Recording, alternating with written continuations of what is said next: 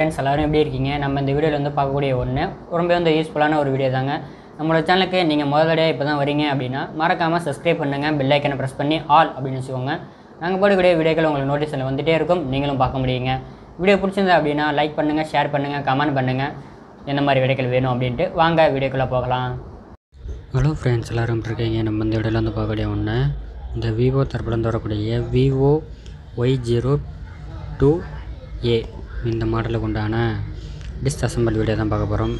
ஏற்கனவே Y02 போட்டிருக்கோம், இது அடுத்த variant. Sim tray 2 sim, SD card போட்டுக்கலாம்.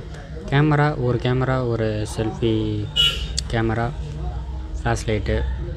கஸ்டமர் வெளியில் எங்கேயோ மாற்றிருக்காங்க, காசு கம்மியாக தான் வேணும் அப்படின்னு சொல்லி மாற்றிருக்காங்க. லோ குவாலிட்டியை போட்டு சுத்தம் கூட பண்ணாமல் எப்படியோ மாற்றிருக்காங்க அந்த மெக்கானிக்கு. ஃபோன் வேறு பெண்டு இருக்குது, இதை நம்ம எப்படி ரெடி பண்ணோம் அப்படிங்கிறதான் பார்க்க போகிறோம். பவர் பட்டன், வால்யூம் பட்டன் 2 கொடுத்துருக்காங்க. ஒரு இதெல்லாம் வந்து 7500 8500 பட்ஜெட்டில் தான் உங்களுக்கு ரிலீஸ் ஆன மாடலு. ஸ்க்ரூ எல்லாமே கரெக்டாக நீங்கள் வந்துட்டு எடுத்து வச்சுருக்கேன். ஏன்னா ஸ்க்ரூ போடாமல் விட்டிங்க அப்படின்னா நிறைய பிரச்சனை வரும்.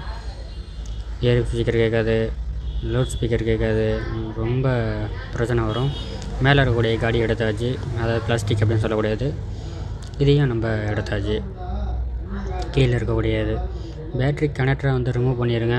பண்ணும்போது அங்கே எதாவது கெப்பாசிட்டர் எதாவது இருக்கான்னு பார்த்து பண்ணணும். இல்லைனா எடுத்துருச்சிங்க அப்படின்னா ஆன் ஆகும், பட் சார்ஜ் ஏறாது, சூடு ஏறிட்டு இருக்கும், ஃபோன் ஸ்டார்ட் ஆகிரும், நிறைய பிரச்சனை இருக்குது. எப்படி இருக்குங்க பாருங்கள். பேட்ரி எடுக்கும்போது வளைஞ்சால் கூட நீங்கள் திருப்பி வந்து சமமாக ஆக்கிக்கலாம்.